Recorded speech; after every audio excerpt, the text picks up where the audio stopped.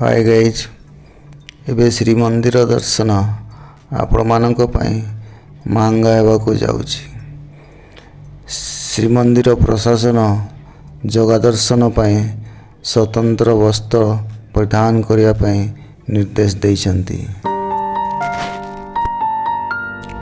पुरी श्रीमंदिर दर्शन करिया पई प्रतिदिन सकाळ 5:30 संध्या 9टा पर्यंत खोला रहे। भितरे आपण माने जगह दर्शन करिपारिबे। श्रीमंदिर रे विभिन्न पूजा पई विभिन्न समय सारणी अच्छी और से हिसाब रे प्रभु श्री जगन्नाथंकर पूजा अर्चना करा जाए।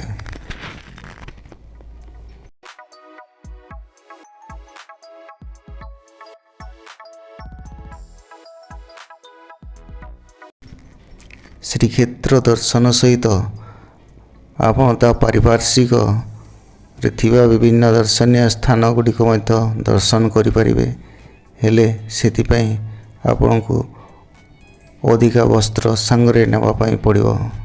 जेमिति कि आपण यदि समुद्र रे गाधेबे ताहेले सेति अलगा वस्त्र परिधान करिवे। आउ बजार बुझलिया पई आपनकु अलगा वस्त्र व्यवहार करिया को पड़िबो। श्रीमंदिर दर्शन पई अलगा वस्त्र व्यवहार करिया को पड़िबो। एथि पई आपनकु अधिका वस्त्र सांगरे नेबा पई पड़िबो।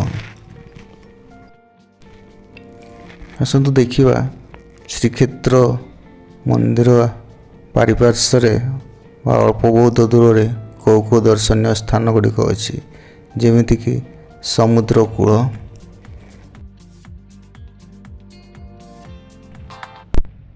पुरी स्वर्गद्वार जोटा कि आमर सबुठारु बड़ श्मशान घाट,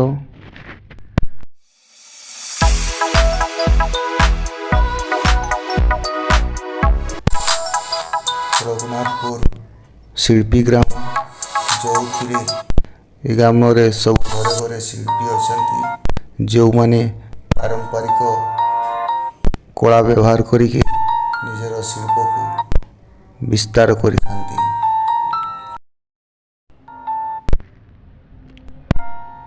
पुरी विमला मंदिर,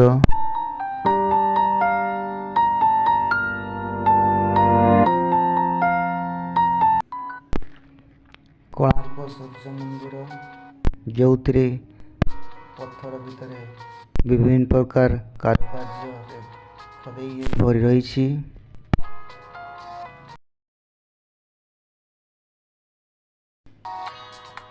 चंद्रभागा सूर्यकूल जो आपण मनोरम सूर्य उदय देखिपारे।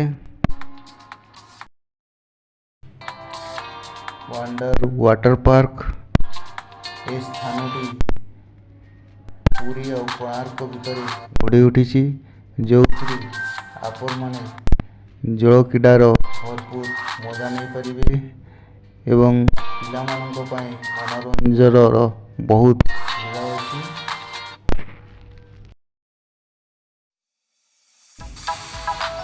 तो बंधुगण एमती श्रीक्षेत्र दर्शन महंगा सहित ता पारिपार्श्विक अंचल मनोरम दृश्य भी आपण माने उपभोग करें। श्री जगन्नाथ महाप्रभु समस्तंकर मंगल करंतु। एमती किछि मनोरम स्थान गुड़िक आपण मानक सामना को आनिबा पई आपण मानकर सहयोग रहू। जय जगन्नाथ। धन्यवाद।